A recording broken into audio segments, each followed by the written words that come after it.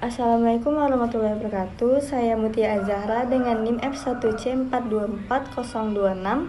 Di sini saya akan menjelaskan materi tentang besaran, satuan, dan pengukuran. Video ini bertujuan untuk menuntaskan ujian tengah semester mata kuliah Fisika Dasar dengan dosen Ibu Yosef Hendriani, SPD MSI. Besaran diartikan sebagai segala sesuatu yang dapat diukur.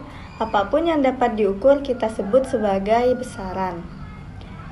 Apa contohnya? Contohnya yaitu panjang, berat, dan tinggi, ataupun saat kita mengendarai motor atau mobil, kecepatannya atau kelajuannya juga disebut sebagai besaran.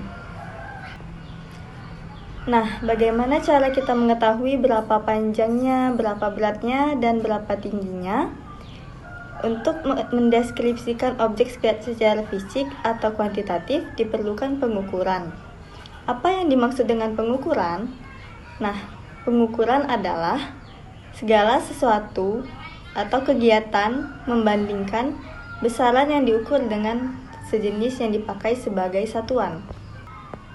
Yang kedua, bagaimana cara kita mengukur? Untuk mengukur dengan benar, kita bisa mengikuti teknik-teknik berikut. Yang pertama, pastikan alat ukur dalam kondisi baik dan sesuai dengan jenis besaran yang diukur.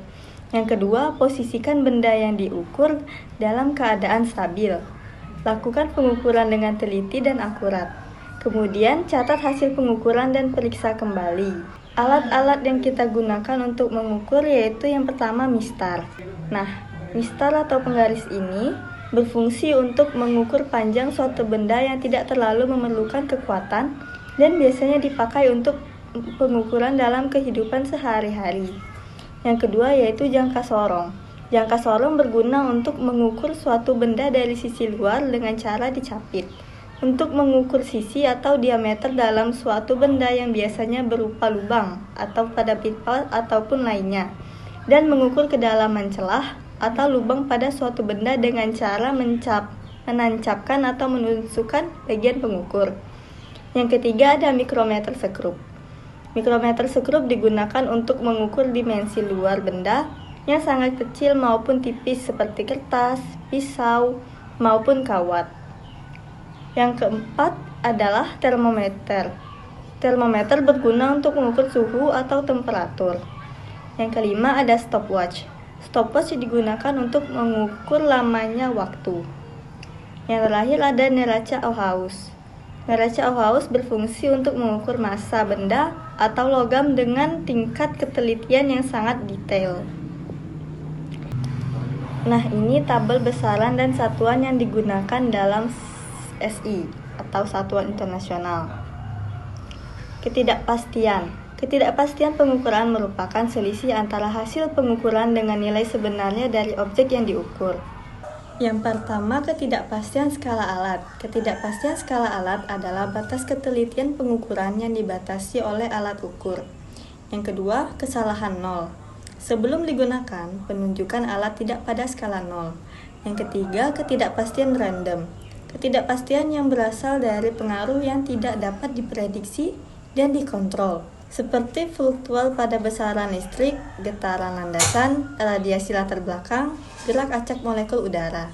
Yang keempat, ketidakpastian pengamatan. Ketidakpastian pengamatan merupakan ketidakpastian pengukuran yang bersumber dari kekurangan keterampilan manusia saat melakukan kegiatan pengukuran. Misalnya, metode pembacaan skala tidak tegak lurus atau paralaks. Menyatakan ketidakpastian pengukuran. Ketidakpastian pengukuran tunggal. Ketidakpastian pengukuran tunggal dinyatakan dengan setengah nilai skala terkecil atau NST. Pengukuran berulang. Saat melakukan pengukuran berulang, maka sangat jarang kita menemukan hasil yang semuanya sama. Ada nilai yang sama dan ada yang tidak sama. Bahkan tidak sama lebih sering muncul daripada yang sama. Lalu nilai apa yang kita laporkan? Yang kita laporkan adalah nilai rata-rata. Sebagai contoh soal, di sini ada seorang kakek dan seorang cucu yang sedang pergi memancing. Kemudian mereka mendapatkan ikan lele yang panjang. Nah, di situ mereka ingin mengukur panjang dari ikan lele tersebut. Pada awalnya mereka menggunakan jengkal sebagai alat pengukurannya. pada kakek mendapat 6 jengkal dan pada cucu mendapat 15 jengkal.